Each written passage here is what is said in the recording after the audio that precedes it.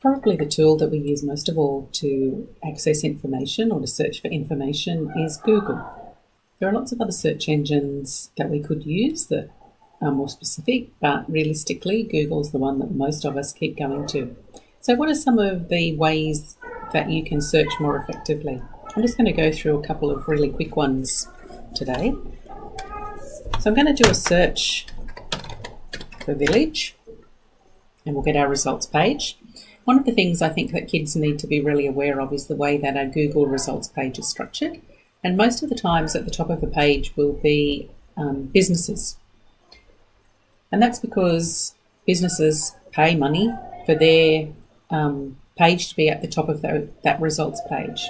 In this case, we were looking for villages for Heisey task. So the first result that we've come to isn't relevant. And we scroll down the page a little bit. Still not relevant. We're actually quite a way down. So you can see if I was a kid, my hits aren't very effective, and there's a strong possibility I'll use information that's totally irrelevant for my search. What I think we should all be introducing kids to is this tools button at the top. And I'm going to show you how it can be used effectively. And I think that images is one of the ways that we can really see it clearly. So I've got images of villages come up now. If I click on the tools button though, it gives me another toolbar that has information specific to that image search. Really obviously, to show results, is this colour. I'm going to pretend I'm really a bit anally retentive and I'm doing a pamphlet for my Heisey task, and I've got a colour theme. Let's pick pink and see what happens. And you'll notice that all the images now have pink as a key colour. I can also search by type. If I don't want to search for pink by type, I need to press this clear button up here. Clears the search. Click on tools again. This time I want line drawings of villages. Again, you can see what happens. So this toolbar exists for most of the Google searches that we do. Most of us don't use it, and it can be really effective. For news, for example, if I was doing a task that required me to search for information on a news item, if I click the tools button, I think the one here that is really useful is this time frame. So if I was searching the Newcastle earthquake, for example, and I was looking for news stories about that, I could custom range. So if I know the date, I could put the date of the event to a month after the event and get news stories. So that's using just something that appears on all our Google searches, which is that tools bar. The next thing I'm going to show you we access through the LibGuide. So remember to get there, MN Connect, School Portal, LibGuides.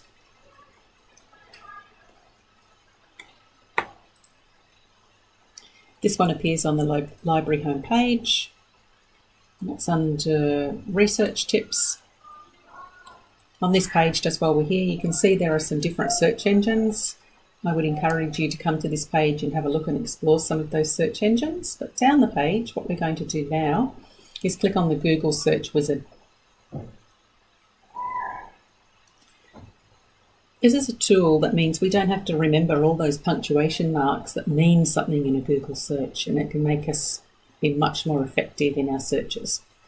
We don't need to remember what all of these mean because we have a little help button that explains. So what am I searching for? I want all the words, so I'm going to do villages, Asia. I can search just for domain. So this was for a research task, so I only want to use edu sites or .gov sites, so I tell it that. I could specify different words. I could exclude domains rather than include them. I can search just for file types.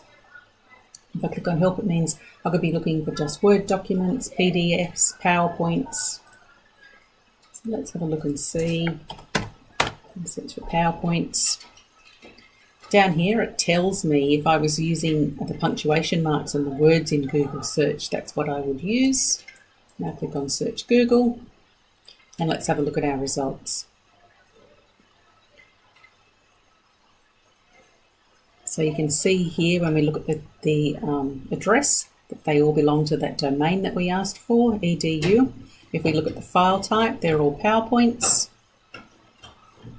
So let's click on one and have a look and see what happens.